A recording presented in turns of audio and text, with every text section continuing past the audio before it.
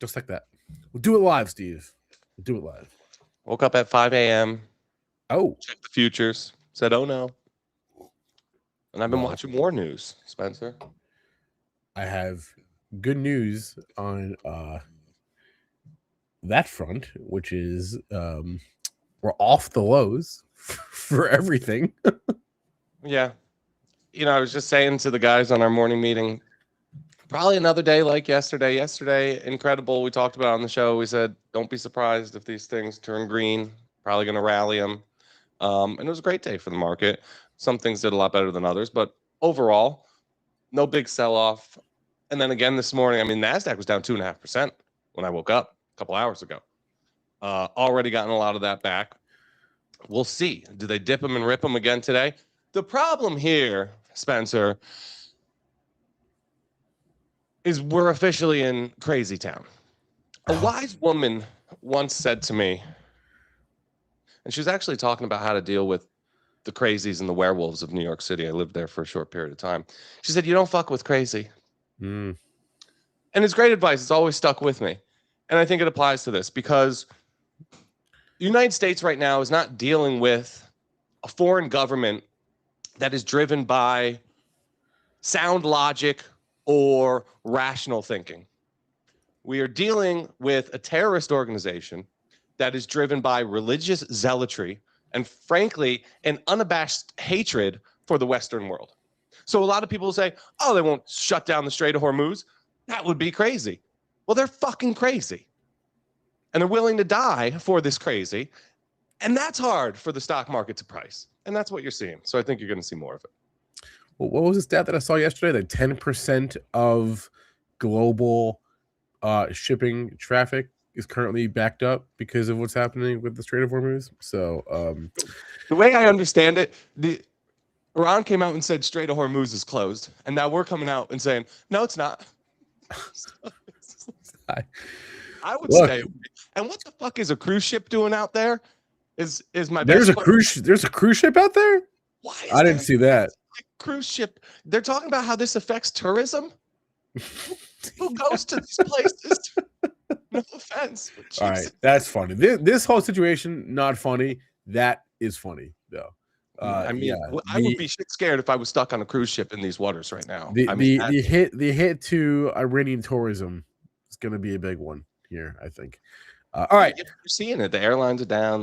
The cruise lines are down. Oil tankers were up. Some of them are down here this morning. Energy got that big pop yesterday. Gave almost all of it back, and in some big names, some held up better than others. And then today they're like ramping them again. We got some charts. We'll dive right in. We do have some big levels in the energy space. We have some big levels in the equity space too that I think can help you just stay on the right side of what's probably going to be a volatile couple of weeks at the least. They're coming out and saying this isn't going to be Iraq or Afghanistan. Obviously, they have to say that would be the worst case scenario, right? Some sort of forever war that goes on. But I also don't think this is going to be an overnight thing. And I think we're seeing that now. All right. We'll talk about all that. We'll talk about international. We'll have Jack Taker on the show. We'll have Kenny Glick on the show. We'll have Phil Perlman on the show. So that's the plan here. You guys ready in chat? You all ready for this? All right. Let's go.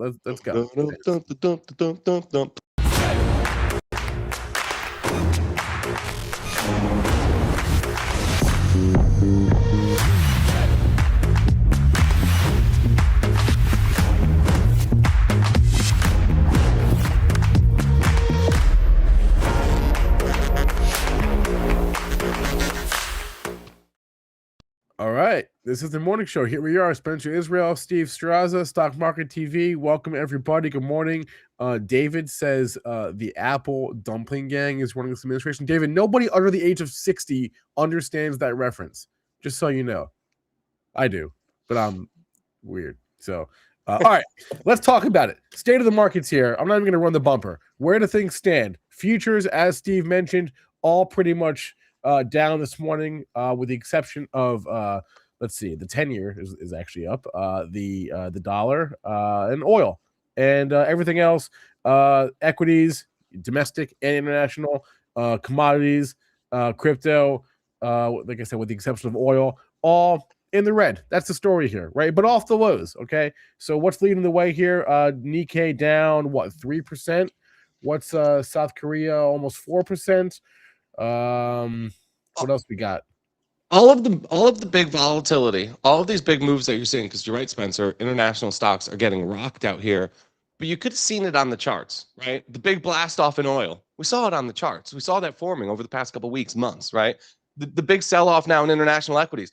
These trends have gone parabolic, vertical lines higher, right? So now they're getting dunked on in the opposite direction. The technicals could have helped you out here. We talked about how international stocks, the whole short dollar trade, probably due for a breather. Not really getting a breather, it's getting pounded. But deservingly so, that had a nice run. You're going to get a hard correction there. I think that's fine. Maybe there'll be some opportunities in the future. I think that's an interesting takeaway. This kind of follows through with the comment that I made yesterday that I said, I forget who said it, but that the headlines seem to come in the direction of the underlying trend. Headlines seem to make, or I'm sorry, reactions to headlines seem to make sense in the context of the chart. So what Steve just said is like, yeah, the non-US, the ex-US trade has been like on fire, right? Probably due for a breather. All right, let's start a war in the Middle East, and yeah, let's sell all the international markets, right? Because that trade needs a breather, and maybe violence isn't the answer, right? So it makes sense within the context of the chart, which is a funny thing to think about. So Spencer, I was up late in yeah. Sarasota at the Money Show with a friend of the show, really smart, really bright guy. And we're having some whiskey and just talking about markets. And I'm telling him how overweight oil I am. This is back in December. And he's telling me, because he understands, he's looking into all the fundamentals and he understands the economics and this and that and Strait of Hormuz. So he's throwing all this stuff out at me and he's saying, energy stocks can continue to do well and make money with oil here. But the problem with the energy trade is there's really no fundamental reason or anything on the horizon that could send oil prices higher. And I looked at him, I said, it'll probably be a war then. We were joking, we were laughing about it, and then here we are. Yeah, it's funny how that works. All right, well, here we are. All right, let's bring up the charts. What do we have, Rick? Do we have a slide 2? Do we have a slide 3? We got lots of slides here. Hit him with the heating oil. Hit him with the heating oil, because this has been the best one. And then we'll do the stocks. Hit him with the heating oil. Finally, another show where we start off with heating oil. Look, this chart is so good. You could see that VWAP. But what we're doing here is we're dropping VWAPs from the blow off, and I guess what was that, early 21, and then the actual peak, which came, I think, June of 22. And you can see how that VWAP has really governed the advances throughout 2025, and then even earlier this year. And now we're blowing through. We're blowing right through. What this tells you, right? The green candle gapping above these blue lines is that buyers are in control. And I would say if you zoom out on this chart and drop a VWAP from anywhere, price is now above it. So buyers are in control on every time frame. Okay. Finally, for heating oil, which is really the strongest one. Now do gasoline. Congrats to all the people that held heating oil for the last 3 years. You're in the black. All right, what do we got here? Gasoline, just beautiful. You're seeing the same thing. These VWAPs are so important. You could see again, right, how rallies have stalled at this level over the course of the past several years. Looks like we're finally busting through. Now do crude oil. Crude oil, we're running right up into that thing, right? Yeah, and we're just hitting on it. And we're going to hit on it again today. Do we blow right through like the other two? It probably just takes one more overnight war headline, right, about missiles going off God knows where. Could probably blow it through. However, in a normal environment, without all, the headline risk here, I would say this is a really logical level for what's been a nice advance. It's kind of stall out, do some backing and filling, get a little consolidation wave here. That would make a lot of sense. Doesn't mean it's going to happen, but this is a big level for crude oil, and we're there right now. Okay. I've been taking profits. Tried to take some yesterday. You had about 5 minutes in the morning, maybe not even, before a big dip. And now we're back. So I'm going to try to take some more profits and some short dated energy stuff today. But I do think longer term, if you're looking out quarters or even years, I think energy remains a really good place to be overweight for people with longer time frames. Congrats to crude oil for officially passing gold on the year-to-date leaderboard. Does anyone remember Steve? What is that crazy candle there in late 21? All the charts had that you just showed. They all had the same crazy candle there, late 21, 22. I think early 22 it was. What was that? I don't know. Was that Ukraine stuff? Was that Ukraine was that things? Right? Rick, was that Ukraine? Rick says February. Yeah. Okay. Good answer. Thanks, Rick. All right. Late February. There you go. Another interesting thing, Spencer, which is why you have to stay nimble and open-minded and never dogmatic in your approach to intermarket analysis. The way I was taught coming up in this industry was days like today, you want to own things like the yen or gold or treasuries. Hasn't really worked. No, so far this week, has it? Hasn't really worked. We used to call these defensive assets. However, the more and more that I look at charts through these volatile times, it seems to me that the only defensive asset in the world, the only truly defensive asset in the world is cash, specifically US dollars. And you're seeing that ramp up pretty hard the past 2 days. So you want to play defense? Guess what? At least what most of the investing world is doing to play defense these days, I would say for like 2 cycles now, they just go right to US dollars. It depends what kind of defense you want to play. There's different kinds of defense, right? We want to play good defense, Spencer. Okay, what kind of defense do you like to play? Well, there's riskier defense. There's defense with upside, and there's defense with no upside. Look, treasuries have gotten hosed for the last 2 days now. You wouldn't think that. Down 2% on the long-term bonds. Yeah, again, it's been a day and change, right? So for markets to get a chance to digest this news a little more if you're looking at crypto, but let's give it a little more time before we make the call, right? Like what is and is not defensive. You know what I mean? Just maybe fair. Right. Because we've been talking about how, like Apple, for example, Apple's been defensive. Apple's been a rock. Is Apple a defense? I don't know. Maybe. I mean, it's So yeah, I would say Apple is defensive. How's it been doing? Not great. I mean, it's all relative, right? It's been doing okay, good compared to a lot of the other stuff. So are staples still defensive at 30 times earnings? Yeah. How much more can they buy the staples? That's a great question. That is a great question. Let me look at my year-to-date sector performance. Let's see. It's been a couple days. I think JC's been in the oil too. I think he's been on energy too. I think a lot of us have. I think it's been pretty consensus around these parts, at least, for the past month or two.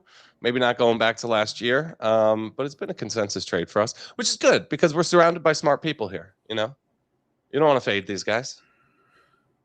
We're very lucky. Nothing wrong with taking a little money off the table, right? I talked about on the call last night, Spencer, the importance of, because we were doing the monthly, where we really focus on long-term trends, monthly candlesticks. I was talking about the importance of just knowing who you are and what you're trying to achieve, right? Because depending on what your time frame is and what your goals and objectives are, a lot of people should probably be holding energy through this, not even looking. Are you going to get some crazy volatility here? But then they probably come out of it, okay, you get another leg higher into back half of the year or whatever. But you could go through a couple months of a corrective wave after the momentum surge that we've had off of the lows for this whole space right now. So you got to really take a step back at times and say to yourself, what am I trying to do here with this position? If you're in March 20 Exxon calls like we are, or even some April monthlies, I would be thinking about ringing the register here. This is a nice gift, right? This is a geopolitics gift, which you get sometimes when you're trading energy. All right, Steve, what about the international trade? What about Asia, right?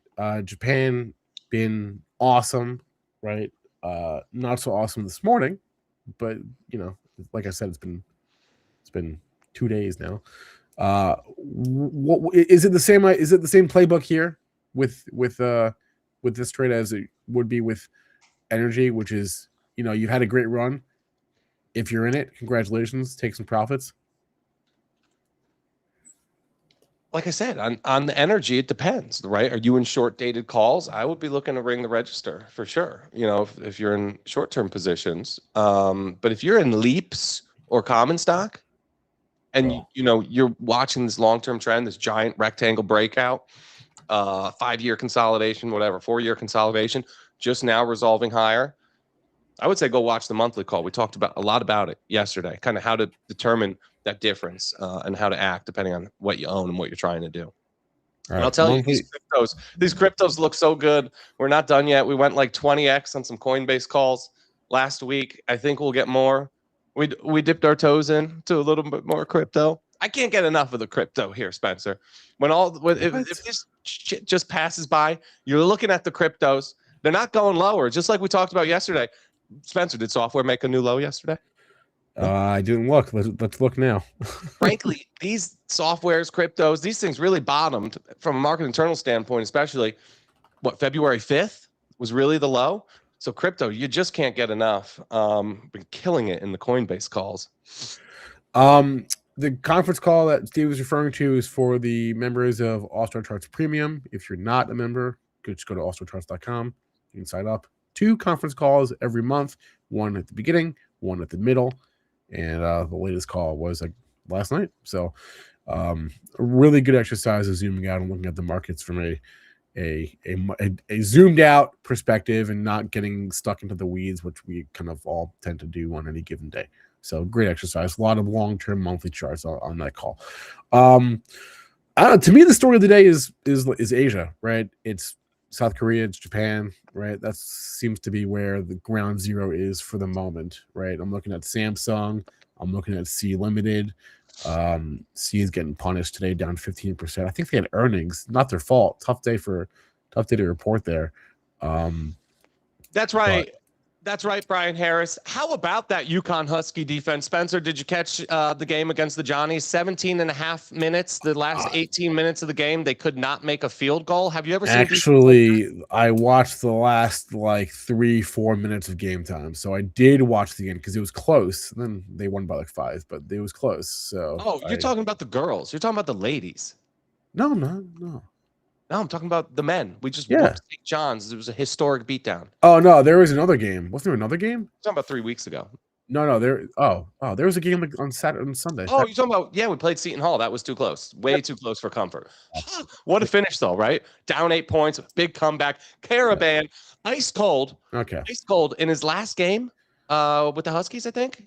His last home game. Oh, very so sad. Love to see it. He'll go pro. The problem with Alex Caravan is you play for a program like UConn. They've been talking about this guy going in the first round for 5 years now. And then we always bring in somebody who outshines him. But I think he'll be a great role player in the NBA and the kind of guy you just want on your team, kind of guy. Who's the market equivalent there? Someone who's always the bridesmaid, never the bride. Yeah, right. I don't know. I think, Spencer, to answer your question, international stocks, you got to ease up here. You got to come off the gas a little bit. Let them dance. Emerging markets are down over 5% today. China's been awful all year. China, that FXI chart down another 3%. Does not look so good. The top, it completed, and now you're getting that down leg, right? Just off of the neckline or the breakdown level of this top, already down about 6%. The FXI, so that's a bummer. But this is what China does, unfortunately, right? Big up legs, and then just some hard corrections. So I think if you zoom out enough on this chart, you could still call it a primary trend reversal. If you zoom out enough. But sucks. Trust me.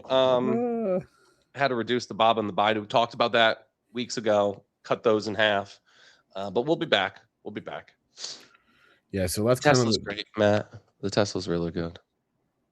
That's kind of the story here. Okay, let's do this. Before we bring on Kenny, and then we'll bring on Jack, let's do a quick beat report recap. We haven't talked earnings much. Obviously, there's been other things to discuss, but I want to do the Norwegian. Also, we didn't talk about Berkshire yesterday. Did you read the letter? I read the letter. It's a letter by a new man. I know. All right, let's do a quick beat report. Okay.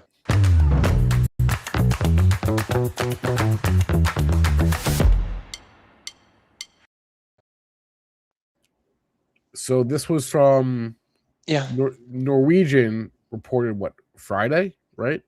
This is the So this was- NCLH. So this was this is Friday's report, Monday's reaction, I believe. And if you throw up the chart, it was a mixed report, and they slammed it. But it's hard to.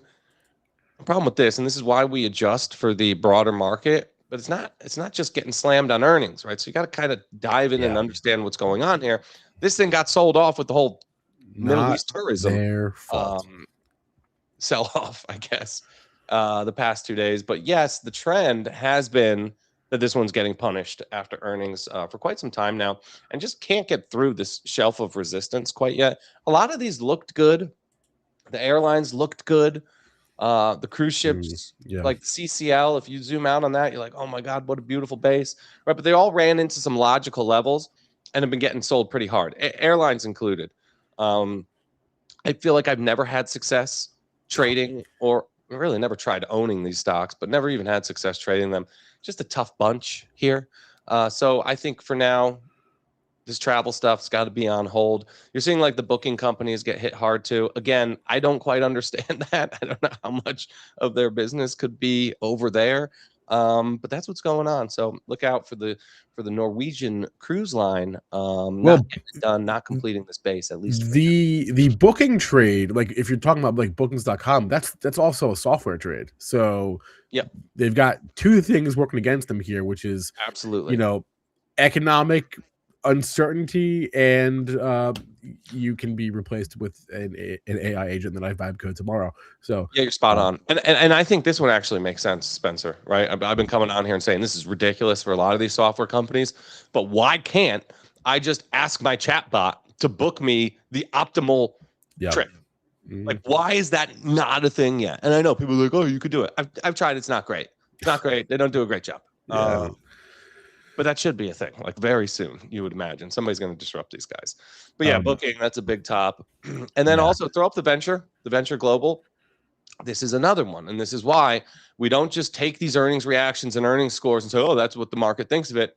It's in the context of whatever else is going on in the world, right? So I could easily come here and say, oh, venture global, best earnings reaction ever. They're all going crazy. The natural gas stocks. Look at LNG. Look at Cheniere the past couple of sessions, right?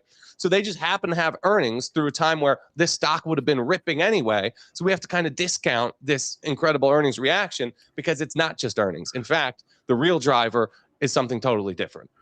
So we're gonna have to remember next quarter and subsequent quarters, like almost like give this one an asterisk for everyone that reported that reports yesterday, today, maybe like this week, right?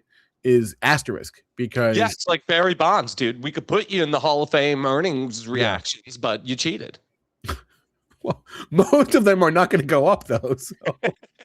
So tough day to report earnings. I mean, Berkshire Hathaway was down 4% yesterday. Not their fault, I don't think. No, I don't think so either, Spencer. Financials remain under pressure. We'll save those charts. I got some stock charts that we'll talk about maybe after Jack is on. Right. But for now, I think, be mindful of what's driving these big moves in the market, because a lot of stuff is shaking in both directions for different reasons. A lot of this is geopolitical volatility, obviously. And I think that probably remains the case. And yes, I am looking forward to the Broadcom report. That's the big one that I'm most interested in this week. And also Costco. I know Spencer's a big Costco guy. So you're probably waiting for that report on Thursday as well. I am. I got my my 2025 rebate check in the mail the other week. I can't wait to spend it all in one place. Yeah. Your membership rebate. But you can't apply that. You can't apply that to next year's membership, right? The rebate, or you can. No, why would I do that? I thought like you could use it to pay for the annual membership for the next year. not to brag, but it's like way more. My rebate is way more than the cost of a membership. All right. When shit hits the fan, there's no one that I want to talk to more than Kenny Glick. He is simultaneously looking to buy. He's looking to sell. He's doom and gloom, but he's making money. It's a contradiction, and I love it. It's a beautiful thing. Let's bring Kenny out and see what he's traded this morning, and let's try to guess his mood. I'm gonna guess he's in a good mood this morning. Let's find out. Kenny is watching this VIX tick by tick. He's watching his UVIXy. Yeah, and he might be excited this morning. I'm gonna guess Kenny's excited this morning. Let's find out. It's been a long time coming. They ain't come from my club, they turned it. Putting up numbers, 99 pounds, and I still kept it 100. Hola. Yeah. I think I lost you guys. Shit. No. Where are you? I'm in the Matrix. Where are you? I don't know. I lost my screen. Oh, there you are. Yeah. Hello. I went to go to my Spotify when you said, I am excited. Are you excited this morning? I'm already on my 7th cup of coffee, so I've been up since 5. Yes, dude, all 3 of us have been up since 5 this morning. Crazy. Yeah. So first thing I did is I bought some cues, and that's over. That wasn't the move, I don't think. No, it's over. No, it's all right. What? It's all right. 5 o'clock in the morning, and then you got the little faux show, bro. I know you. Well, let me pull up my chart so you can see him already. Oh, what the? All right, I'm looking at a 15-minute chart. Oh, you're lost. You got to be minute to minute, baby. Yeah. All right, I guess that worked because the low of the morning is at 6:15. So yeah, here. So, all right, I guess that worked. Shake him out. Little VWAP break. We got involved, made a little money. Just got out of it. But really, the trade right now, it's Best Buy short. I was just talking about this on the internet with my friends, and if you took the class on Saturday, you know why those red lines are there. So we just did a classic Kenny Glick trade, just fading the VWAP, stocks gapped up, breaks the VWAP, but you see how it kind of just chopped around there, and then it couldn't break the upper range. So there was the roll. So now you're short in 68.35 using 69 as your out, and the target was the prior low candle right there, which was 66.09. Stock just hit 66.09. How you like me now? So now we've covered some, and we're looking for the rollover for hopefully the crash down to 63.71, inevitably 62, and then 0. So again, I always root for everything to go to 0 if I'm short. But right now we've taken some of the profit, and that's pretty much the morning. I've been sitting here watching this market, and we've been talking about whether this is the beginning of a bear market or another going to be a bull market bounce. Same exact day as yesterday, my friends. UVXY gives way. The market starts to rally. Don't get in its way, because it could be just another one of those days like we had yesterday. The only thing that's different, right? Usually Monday does stay weak, and it's turnaround Tuesday. Monday improved amazingly. We got it all back and went green across the board, and now we have turnaround Tuesday, which is negative. That's twice as negative as you should feel right now.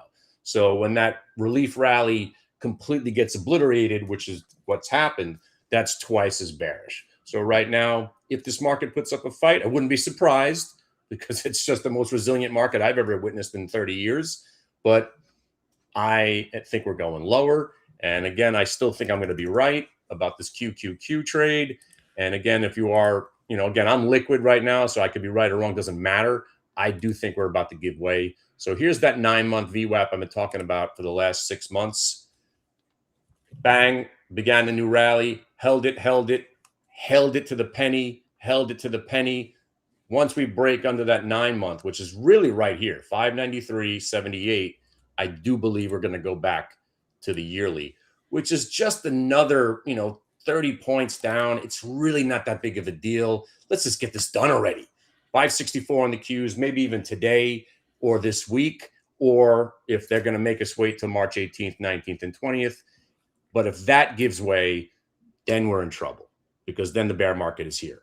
And if we do give way under the 564, this is where I think we can go. And it could get really, really nasty, which is awesome for us. And it's down there to the last. This is where that last double top break happened. So right underneath there, you've got 2 year worth of VWAP 529, which really still isn't a big deal, my friends. If you remember, during tariff tantrum, we were under 400.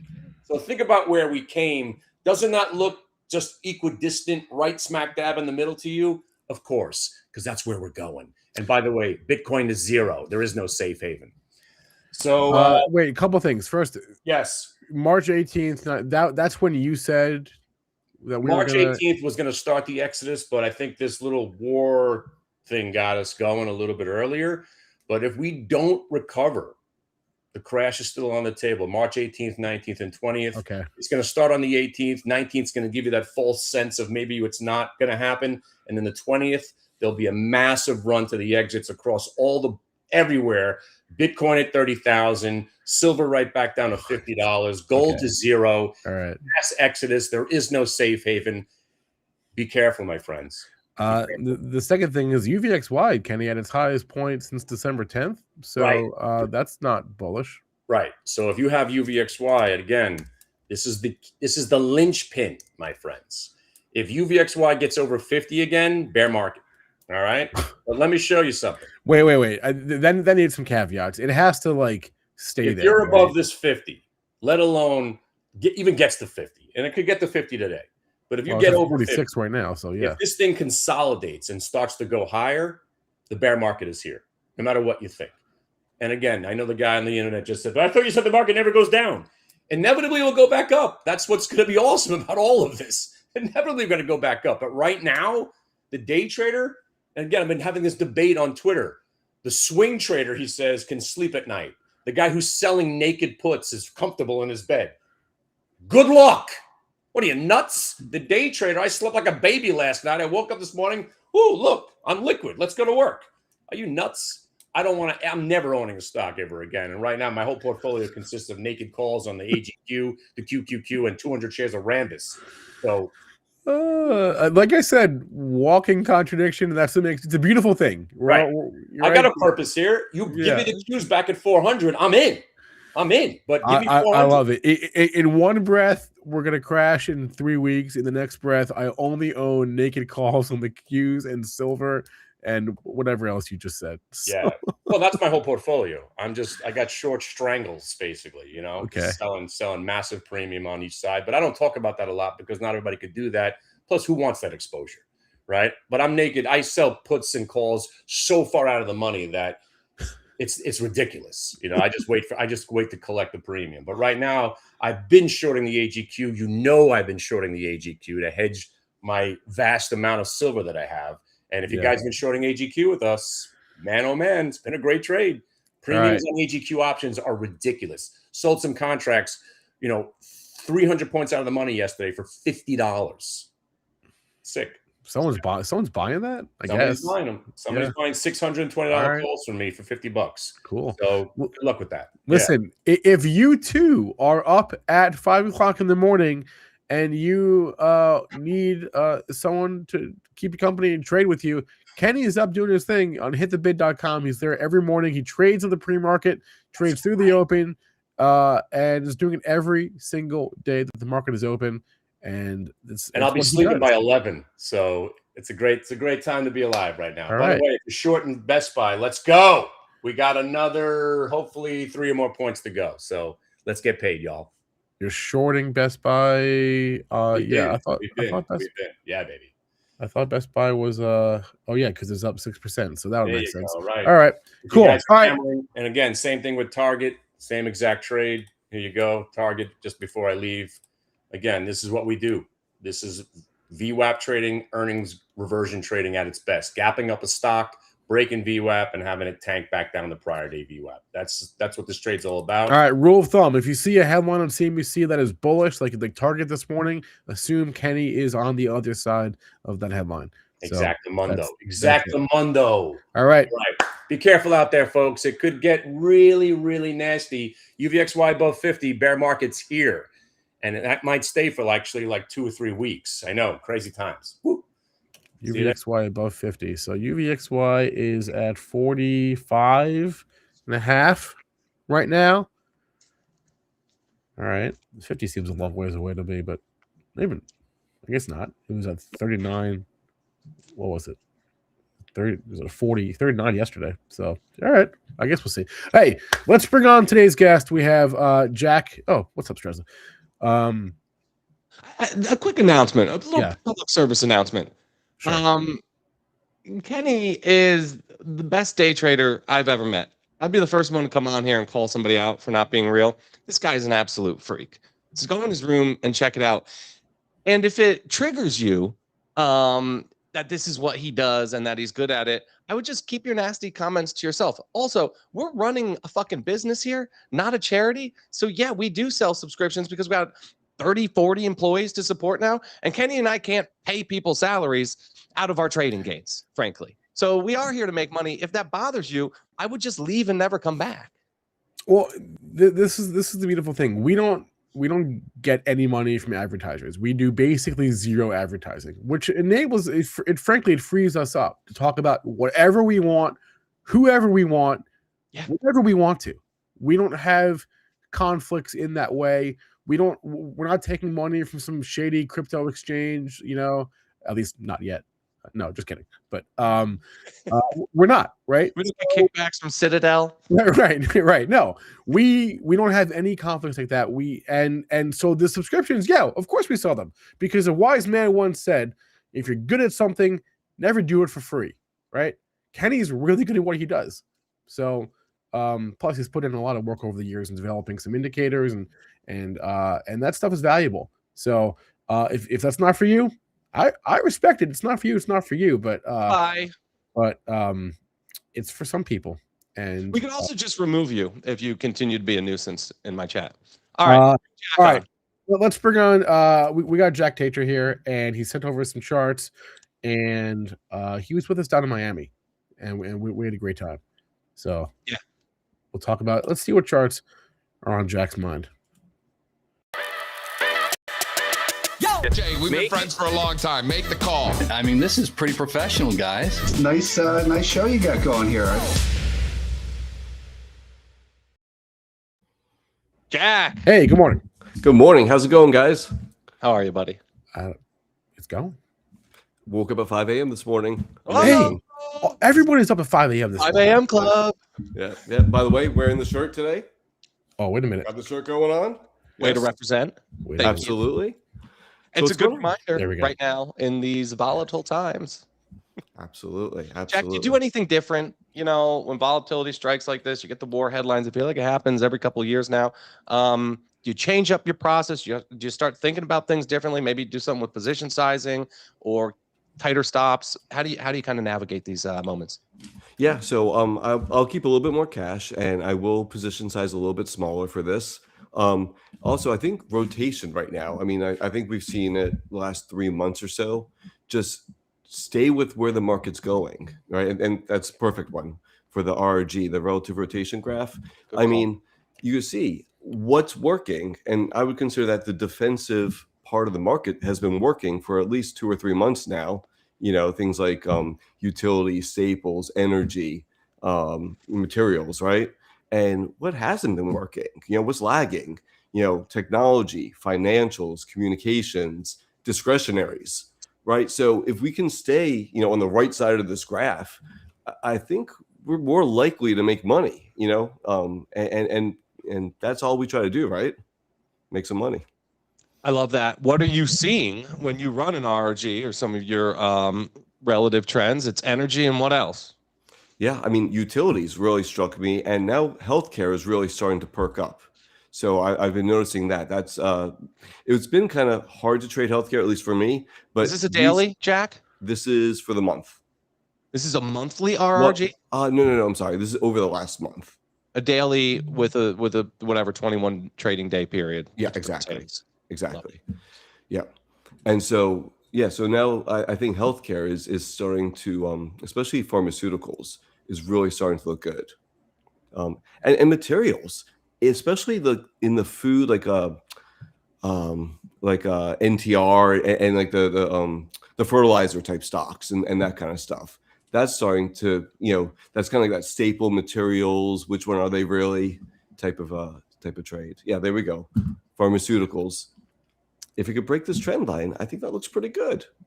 Wow. This is pharma versus the S&P. Yeah. Wow. Yeah. I didn't realize some of these stocks already look good on an absolute basis. When you look at it like this, I mean, there hasn't been any leadership yet. If anything, maybe it's coming and is right around the corner. Imagine what those charts could look like then.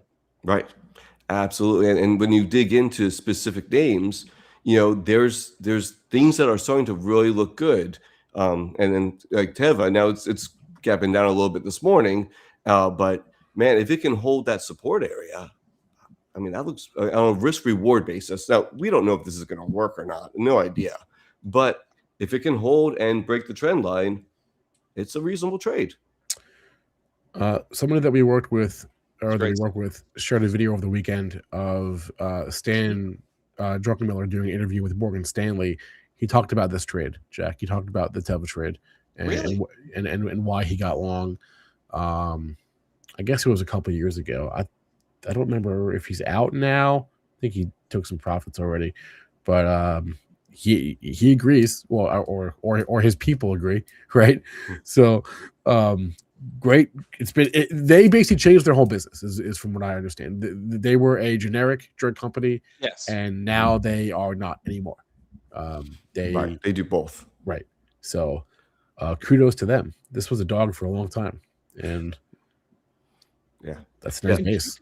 If you zoom out, that's a very nice base. Yeah, and I didn't. Amgen looks great too. I didn't bring that chart today, but Amgen's another one that looks absolutely amazing. And I think, Jack, this works with that whole defensive theme, right? Healthcare, in my opinion, is more defensive than offensive. If you were to just cut biotechs out, it's a pretty damn defensive sector, especially if you're looking at a cap-weighted basis. So I think seeing real estate, utilities, staples, even energy leading the way they are, you kind of have to look at healthcare and be like, you're next, right? Right, exactly. And and I think that's the way to play this market for now.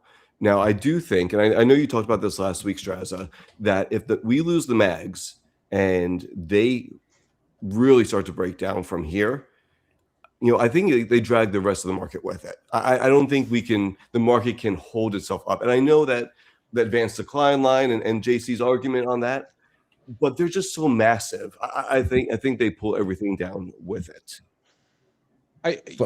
It becomes a liquidity problem, in my opinion, right? Because you have to think about how owned these stocks are. And a lot of people are running mags overweights because that's what's worked and rewarded them, not just this cycle or last, but 10, 15 years now, really. And a lot of people are trapped in, overweight positions here. And as they start to fall off a cliff and you get more and more Microsofts and Oracles down 30, 50, whatever %, then all of a sudden you need to raise cash. So you got to sell the good ones too.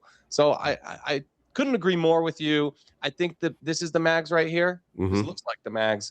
Yeah. It's got to dig in, not break that VWAP from the April lows. I love that you have that there. That really is the level. Then you want to see it fail this top and get back, in the mid 60s, start moving higher. And we can look back, right? If it's not a top and say, oh, what a beautiful continuation pattern. That was the moment to buy these guys. Yep, absolutely. And let's be clear here. Let's say this does break down and pulls the rest of the market with it. Market's not going to zero. It's, kind of get out of the way, let the market do its thing, and then look for the opportunities after probably a capitulatory type move. I'm in the camp that this started on October 10th, this whole thing that we're in. Yes. Yeah. So, yeah. And so this has just been a giant, probably top, right? And we're going to get a capitulatory move. VIX is at 25, 26 today, whatever, somewhere in that range. We'll see a spike to maybe 40, some sort of big capitulation. And I think that's the opportunity. And we'll see sentiment also, because everyone's getting killed. Sentiment will be in the trash. And I think that's where the opportunity is going to be coming. I love that you just shouted out October 10th. We have VWAPs dropped all over the October 10th candles. On our charts. That's really when the volatility struck last year and internals for technology and growth started to fall apart and the biggest and best stocks really started to struggle. That's when you saw them stop getting rewarded for great earnings. I couldn't agree more with you. In fact, we had this chart that we're planning to talk about after the interview. But if you drop that VWAP from October 10th, tech was down like 4% that day, XLK. So this is S&P 500. If you drop the VWAP right there, the market has continued to find support over and over and over again since late last year at this level. And we're right there again today. Tested it yesterday, bounced off it.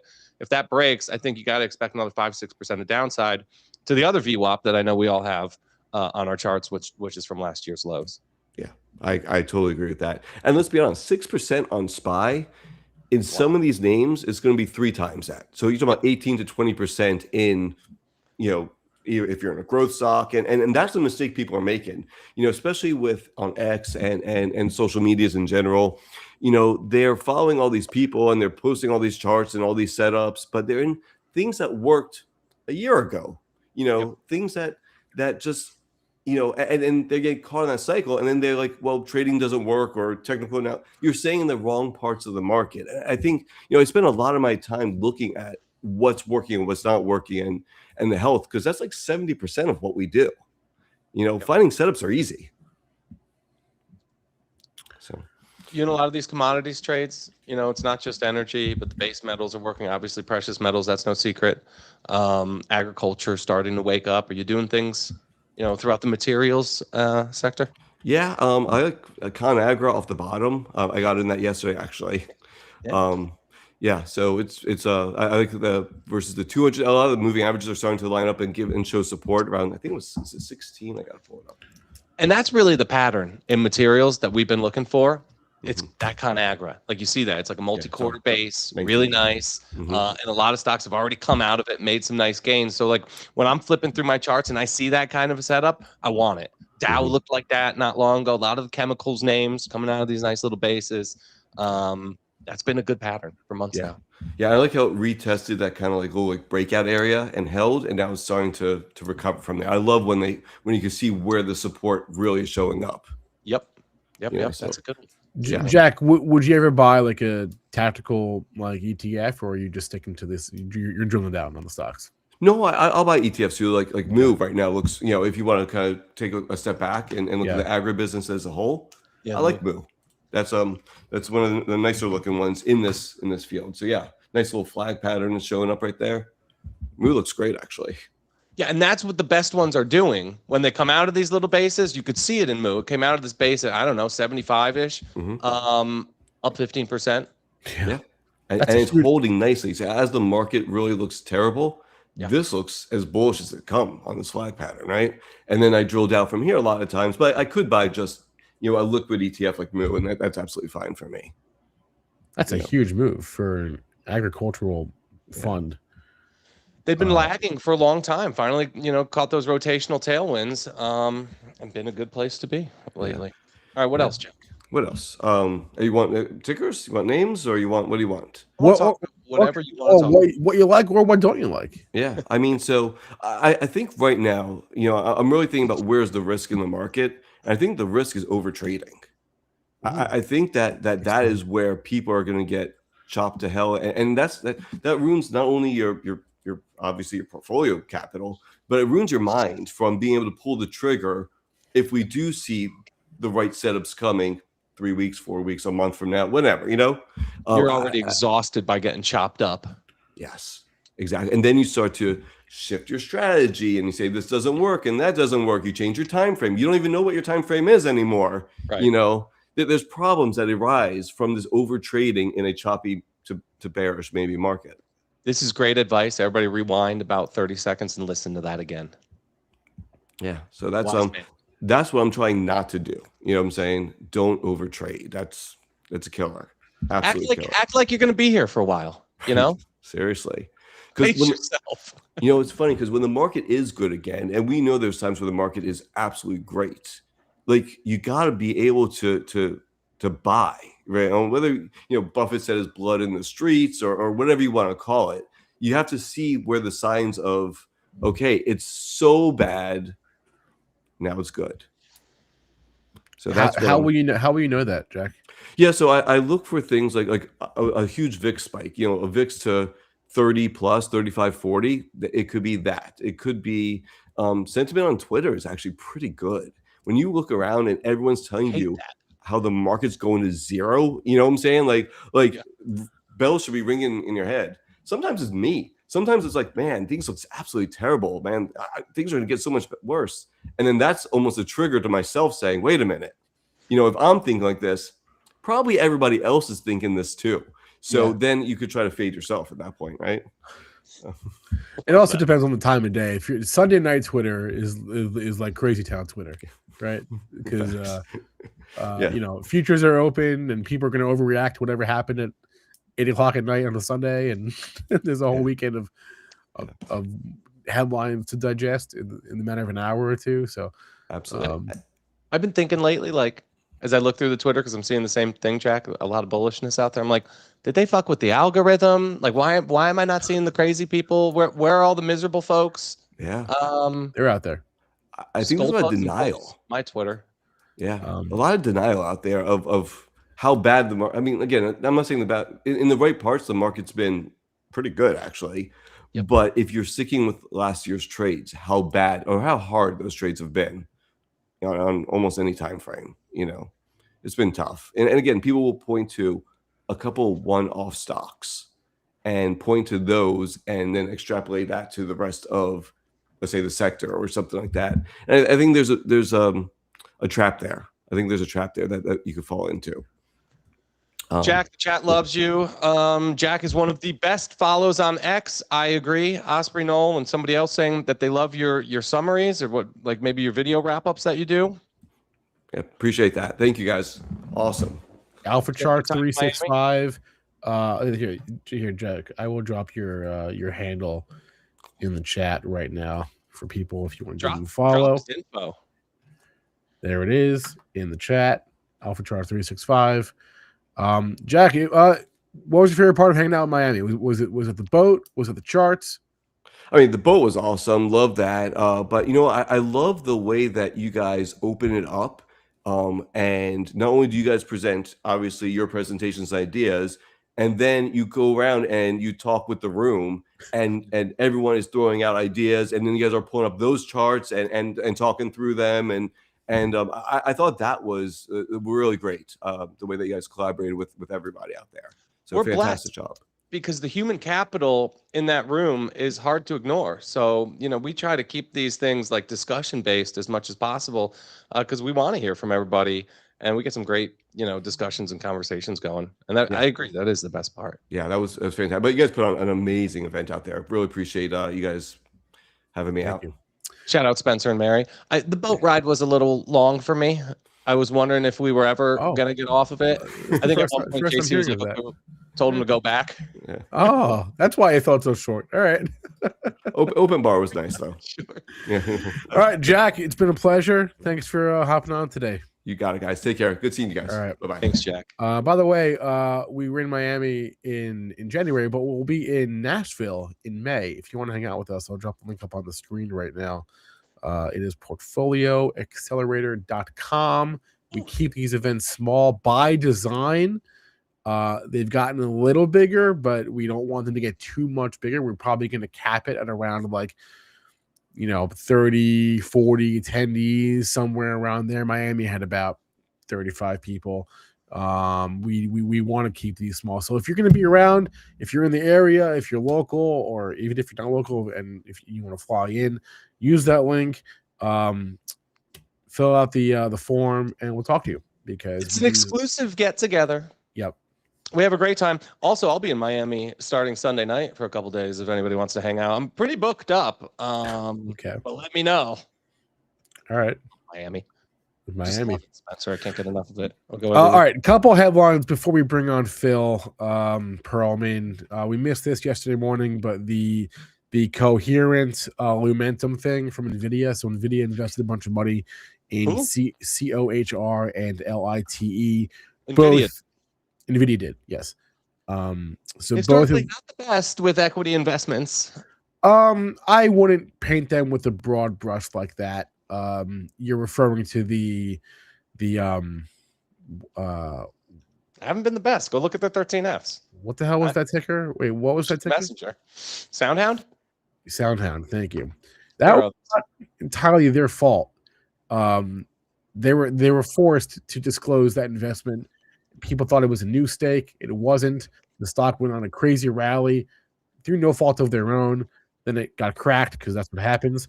I remember well, we were long calls. Yeah. Anyway, so Lumentum and Coherent blasted off yesterday morning. They are now well off. They closed at the high, both of them of the day, but now well off those highs this morning. That was from yesterday.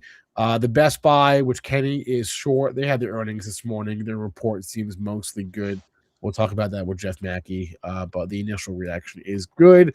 Ziff Davis, ZD is your leader of the day. They spun off part of their company. They sold it to Accenture, I believe, for $1.2 billion. So ZD is up 61% on that spin-off news this morning. MongoDB is your initial loser. They're down 25% on their. What a crazy weekly candle that's going to be in the Ziff. Wow. Look at that. Yeah. Dude, is that right? They sold a portion of their business to Accenture. It was the connectivity division. I don't know what that means. Things up 60% this morning. That's what it said. It's been a rough go for these consulting companies. Speaking of AI disruption, I thought they were supposed to be winners. Look at something like Gartner, Accenture. I mean, those look like some nasty tops to me. Where's the floor? I don't know. Remember, Ziff Davis, they also own Business Insider. Fun fact. Gesundheit? Business Insider. Sorry. Business Insider. Okay. All right. ZD is your winner of the day. MongoDB is your loser of the day, down 25%. Life 360 also down about 21% this morning. Anything in Asia is going to be down as well. C Limited, like I said earlier. That's kind of it. We should do like a morning show meditation with Dr. Phil. Everybody just, just back to Zen. Yeah. I think get grounded here. Yeah. I think look, if you spend too much time on the Twitter and reading the headlines, it's easy to get all worked up. Some of it's, for getting worked up is fun, but it's important to not let that translate into behavior and doing things you'll regret in your portfolio in a week or a month or a year. And before Phil comes on, real quick, I'm going to show you some things that'll get me worked up. Real quick. Okay, sure. Real quick. This is important, Spencer. We're not doing an open bar today. Fast market. We got a lot of work to get out today. We're behind on things. The market's wild. We got stuff to write and reports to do. If this is a top in financials, no bueno. On balance, not a good thing for the overall market. XLF. Is it the top or is it not? We shook last week, got blasted on this big, nasty, what day was that? February 23rd, down 3 and something percent candle. Then you got the 3 white soldiers, which is supposed to be a bullish candlestick formation that says more upside coming. And then the bears came back and smashed it again. Now we're back below that key $51 level. I know we have the chart. We talked about it this morning. Chart on, please. XLF top. It just fucks with the flow of the show. I'm looking for it. Tomorrow. Oh, I'm looking for it. I don't see it. Hold on, quick. No, we have it. He's got it, right? Rick, I'm done with my point now. We're moving on. It's too late. ARC is another one. We could show the ARC. This is, to me, one of the most crucial risk barometers, right? What are the most speculative, most offensive stocks in the market doing? If they're not completing a top, if they're digging in at a big polarity zone and rebounding, I think that would be, a big piece of bullish evidence. So that's another one I'm watching. And then don't forget just tech, the big cap techs, Mag 7, the Mags, just talked about with Jack. He had a nice chart. Sure looks like a top. XLK is going to follow, and then the Qs will look like a top too. So those are some charts to watch that you really, for any sort of bullish view on the market in the short or intermediate term, those can't be tops. Those really can't be tops. Like Jack said, if they are, you probably get another 5-6% of downside in the S&P 500, and that's going to coincide with 15, 20, 25% downside in a lot of names. Last thing, and then we'll bring on Phil. I do want to mention, if you haven't heard about it or gotten an email about it, tomorrow at 4:00, Strazza, that guy, Steve, He is going live at the close. He doesn't normally do this, but he's going live at the close to talk about one of his strategies that really he hasn't talked about publicly before, right? He's kind of mentioned it in passing, but Steve deploys different strategies for different things, whether it's breakout multiplier, short-term trades, long-term trades, home run trades, income trades. He's got a lot going on. He's going to talk about how he basically goes for like the quick hits, right? The fast money tomorrow at the close. The link is on the screen. This is a totally free event. It'll be tomorrow at 4:00. So you should check it out, because if you're about that fast that fast money, those fast profits, and knowing quickly whether you're right or wrong, then this is the event for you. This is not the event for someone that wants to like buy and hold stuff for a year and set it and forget it. This is not. If that's you, then this is not for you. But it's going to be a blast. Don't miss it. Thank you, Spencer. If you're about that fast money, tomorrow at 4. We talk about it sometimes on Breakout Multiplier, right? We'll say, yeah, I'm in the Coinbase 320s, but I'm also in the 36s. Yes, that's right. And 313s, and people. That's which right. ones we get? Well, that's what this is. Steve has mentioned this a little bit in passing here, but never really like at any length or detail. So that's what tomorrow is for. We eased people into it, Spencer. I always used to say, we can't send these trades. We can't publish these trades. They're just too high a risk reward. But I think people get it now. They know what we do here. And if you've learned the breakout multiplier system, it's very translatable, right? This is just the same situation on shorter time frames with a little bit more emphasis on momentum, because timing, think about it. When you're buying less time, you have to have conviction or a higher degree of confidence that now is the time when you enter. You want to enter when that move is actually starting. We're not getting into a coil and saying, yeah, it probably goes in a week, maybe 2 weeks. We got 45, 60 days. It'll happen before we expire. We're like, this move is coming now. We're only buying a week or 2 weeks, right? So we have a very high conviction level that the move is underway, and then we're getting in, because we don't want to buy time that we don't need, Spencer.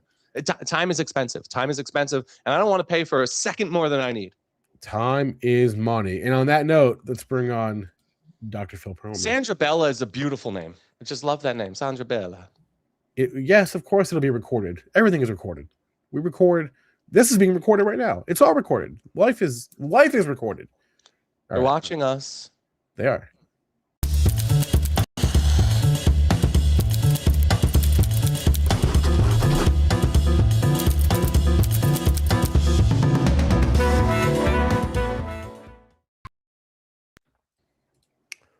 Hello. Spencer, what's up, buddy? Good morning. Nice to see you. Straz.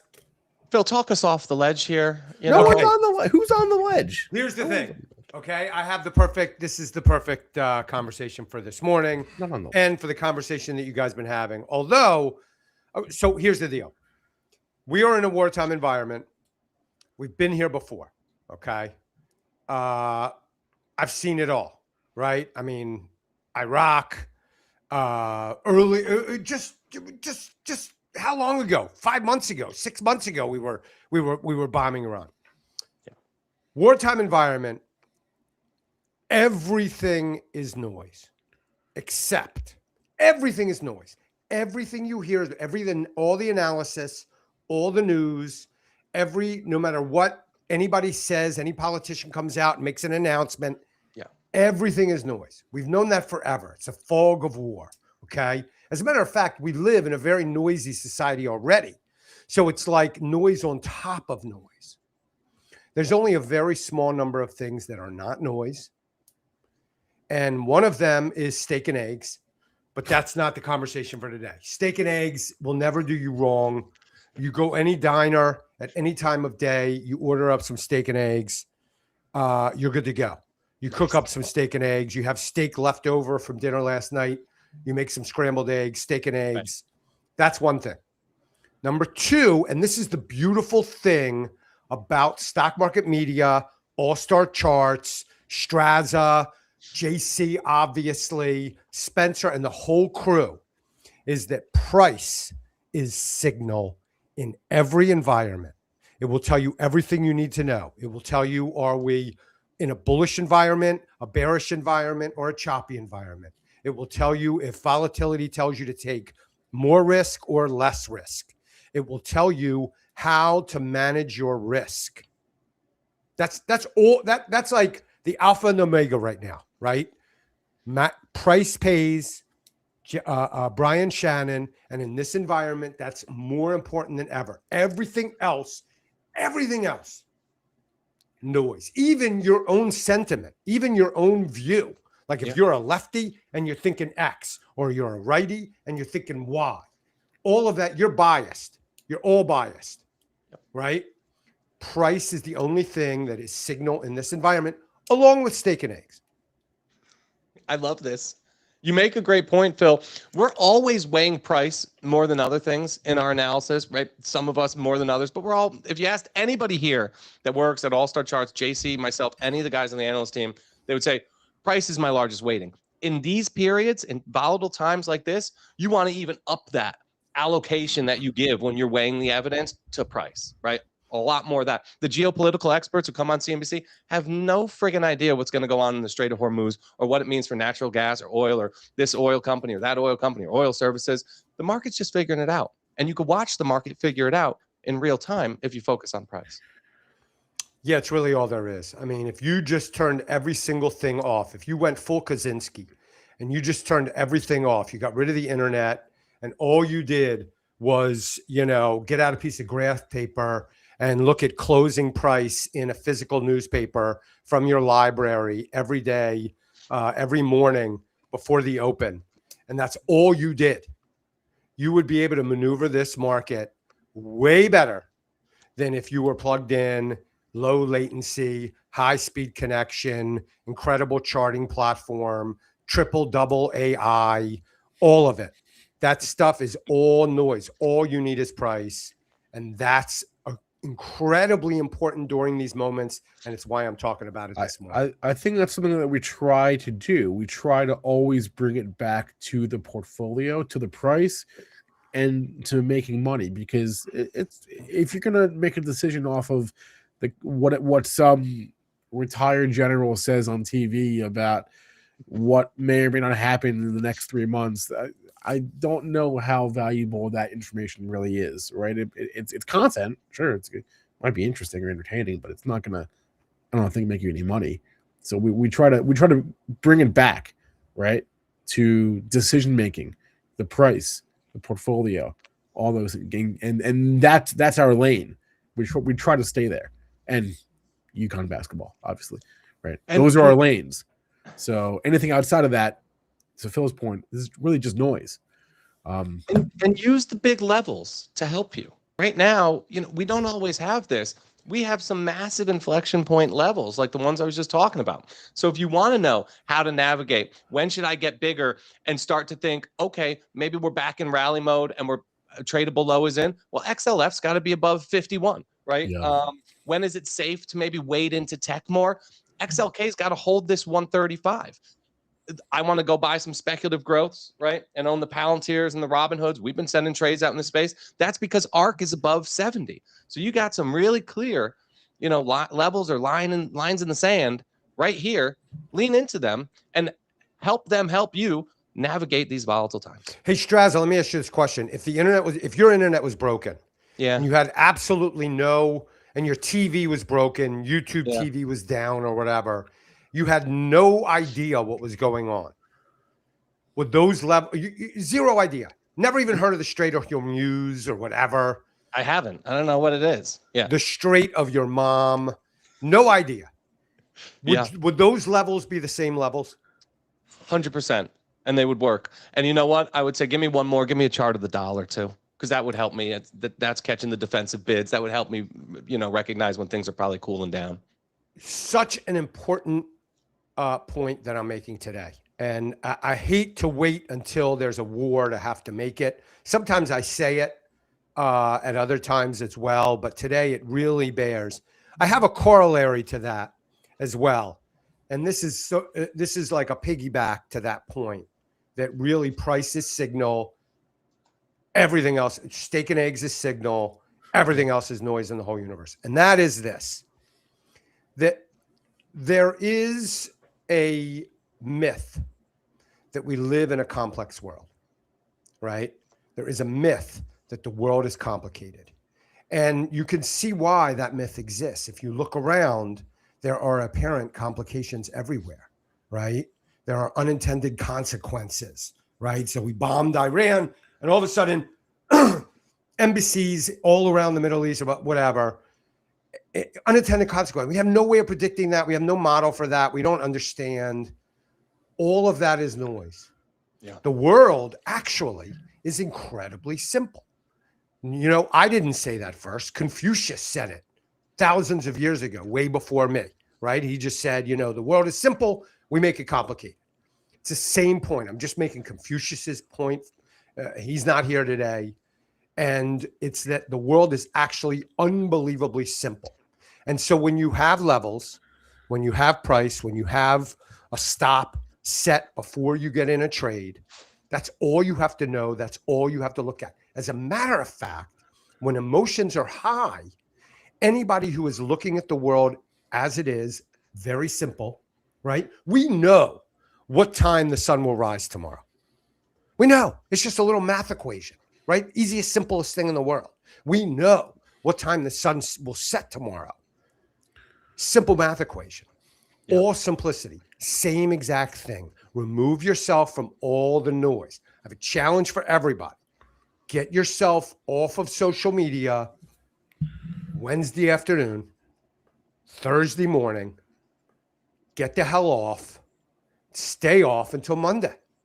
And that way you're not being inundated. Go for a hike. Go for a jog. Take your kids fishing. Do something that you enjoy your life. Get away from all of this false complexity, all of this noise, all of this fog of war. It's so funny you mentioned that, Phil, because that was going to be my recess for the day. Last night I was doing what I do every night, which is doom scrolling on the couch, and I saw a video for an app called Brain Rot, and it's supposed to be able to help, you know, get you off your freaking phone. And I was like, all right, that's cool. Let's do it. I'm in. So I got the app. It's been 12 hours, right? But I'll report back in like a week or so. But yeah, it's designed to get you off your phone. And I've been losing my evenings to like just doom scrolling on whether it's Twitter or Reddit or YouTube or Instagram. I lose 2 hours every night just wasting my time. So it's amazing that they're inventing apps to get you off of the apps. So anyway, that was my recess. I'll report back in a week or two, but good luck. Here's an app for you. If you're at home and you don't want to download another app, here's an app. It's called a drawer, right? You go find a drawer, then you take your phone and you put your phone in the drawer. Close the drawer. Nice. And then you go back, you know, you come back to it tomorrow, or you come back to it. Maybe you have to check a text message or something. And then you put it back in the drawer. That's right. And you walk away. You go out into the nature. Get rid of the noise. The world is actually very simple.